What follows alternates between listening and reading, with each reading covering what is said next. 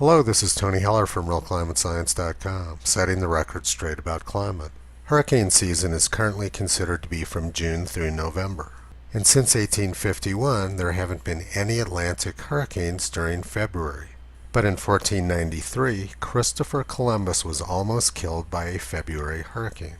These are his own words. "Ye 9th of February, ye most violent tempests toss us about, and we must be prepared for ye worst. 10th of February, a terrible hurricane has burst upon us. We see our end before us. Ye Pinta is already wrecked, and we will be sure to perish. We are at ye most 4 days late from Azores, so near our aim. O God, thou dost chastise me. Ye 12th of February, it's all over. For 2 days and 2 nights I have not closed mine eyes, and remained awake on deck.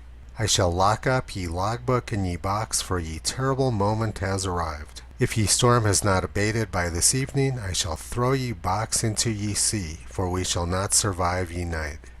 Climate experts were incredulous that Columbus had hit a hurricane in February, because sea surface temperatures aren't warm enough during February now to support a hurricane. But Hurricane Alice in December 1954 and January 1955 changed their minds. Hurricane Alice formed on December 30th, 1954, and dissipated on January 6, 1955. Hurricane Alice had 90-mile-per-hour winds and took this track across the Virgin Islands. It was described on January 3, 1955, as being a freak hurricane. And after Hurricane Alice occurred in 1955, experts started believing Christopher Columbus's report from 1493. Hurricane Alice formed on December 30, 1954, which was one of the worst hurricane years on record in the United States. New England has not been hit by a major hurricane since 1954, but it was hit by 2 major hurricanes within 12 days that year.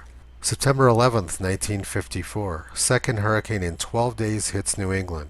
Storm of 135 miles per hour shrieks into Rhode Island and Connecticut. And 12 days earlier was Hurricane Carol, which had 125-mile-per-hour winds and killed 48 people. Hurricane Carol tipped over the steeple of the Old North Church in Boston. And then in October of 1954, Hurricane Hazel was one of the most powerful storms of the 20th century. Hurricane Hazel ravaged the Atlantic coast of the United States, then went across Lake Ontario and became Canada's deadliest hurricane. More than 100 people around Toronto were killed by the storm surge coming off of Lake Ontario. 1954 was one of the most extreme years on record in the United States. On July 14, 1954, there was 95-degree weather from coast to coast, shown by these yellow dots. Illinois reached 115 degrees that day, and Kansas was 120 degrees. There was a large region over 110 degrees in the center of the country. 1954 was also one of the worst drought years in the United States, with severe or extreme drought from coast to coast. And then at the end of 1954, record Hurricane Alice formed on December 30th. Could you imagine the mass hysteria now if there was a hurricane on New Year's Eve? Climate scientists would declare 100% certainty that it couldn't have happened at lower CO2 levels. They would say that ocean temperatures are just too low that time of year to form a hurricane. And they also say that the oceans now are the hottest they've ever been. Christopher Columbus might have had a different opinion about that. But progressives have determined that Christopher Columbus was a terrorist, so I guess his opinion doesn't count anyway. History is no longer about what happened in the past, it's now about social justice. Visit Toto on the web at RealClimateScience.com. He's been pulling back the curtain on junk science and propaganda for a long time.